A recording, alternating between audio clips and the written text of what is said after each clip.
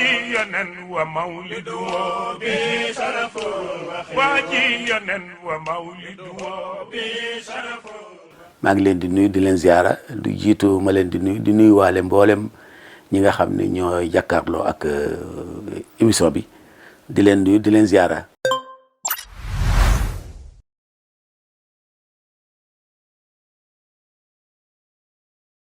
waqf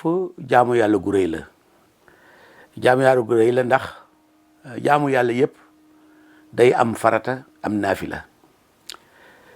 julli am na farata julli juróom naafila yi ëpp na loolu waaye li ñu tàmm xam mooy jaamu yàlla gi bu fekkee sa farata yi matut doo mën a naafila wala boo naafila kenn du ko nangu ba mu des jaamu yàlla ak alal jaamu yàlla ak alal dafa am farata ñu tuddee ko azak mu am naafila ñu tuddee ko waqf wala bokk waqfu bokk ci naafila yi muy jaamu yàlla goo xam ne boo deful farata bi mën ngaa def naafila bi loolu ci particularité waqfu la bokk ndax nit mën naa bañ a am lu muy génn azak ndax alal ji pour nga génne azaka il faut nga am ci lu la boole ci borom alal yi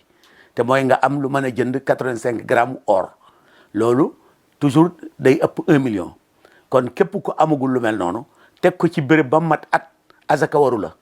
et pourtant mën ngaa def waqfu kon waqfu mooy naafila ci alal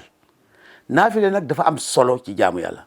ndax naafila léeg-léeg mu man lu farata mënut moo tax damay xale yi ne leen ci farata yi la ñuy nekk jullit mais ci naafila la ñuy mate jullit borom bi tabaraka wa taala dafa wax ci hadis qudsi ne jaam bi mënumaa defal lu gën mu tàmbalee ci def li ma farataal ci moom waaye su ko defee ba pare nag waru la bàyyi di naafila ba ma bëgg ko su ma ko bëggee wax malaaka yi bëgg hadis bu gudd la kon naafila mooy tax a mat jullit waqfu nag naafila la ci alal yoo xam ne li mu réglé ci monde islamique bëriwul lu ko réglé jamono jii dong la jullit yi am problème ci wàllu koom ndax dañoo bàyyi waqfu waaye jamono ji ñu pratiquer waqfu dëgg jullit yi daawuñu am benn problème waqfu kon naafila la yonent yàlla Muhammad sallallahu alayhi wasallam dafa wax ni bu nit ki génnee àdduna buntu tiyaabaam yëpp day tëj ba mu des ñett mu tudd ci doom joo yar ci diine mu lay ñaanal sa gannaaw wala nga jàngale xam-xam boo xam ne ña ngi ko jàngal dañ koy jëfe wala nga def sadaqa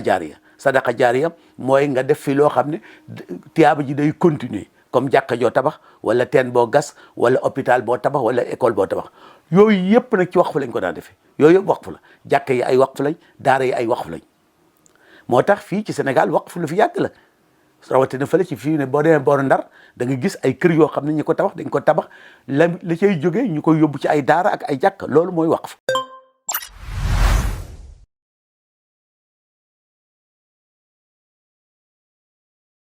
waqfu nit mën na koo def te fekk azaka waru ko ndax mën nga ko def te doo bokk ci borom alal yi surtout jamono yi ñu toll nii tamit nga xam ne mën na am ay projet yu ñu taxawal yu am solo lu mel ni ay autoroute yu mel ni ay université lu mel ni ay hôpitaux ba pare séddale ko ay 1000 francs sénégalais bu nekk mën cee jënd benn part mu nekk waqfu ci moom kon waqfu lu am solo la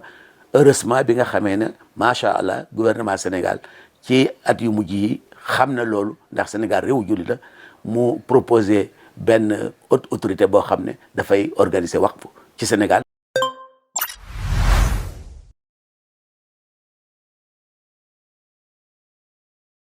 waqfu nag kenn du ko doon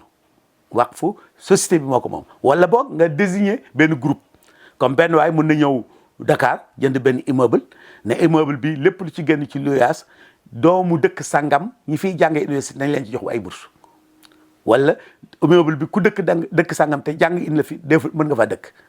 kon waqfu danañ ko defal famille aussi nit mën naa waqful njabootam mu ne sama kër sangam gi nañ ko bàyyi pour sama njaboot gu jigéen gi wala nañ ko fi bàyyi pour njaboot gi majeuragul wala nañ ko fi bàyyi pour samay sët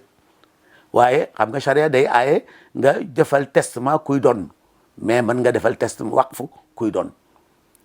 kon appliqué para jaamu yàlla gu am solo la.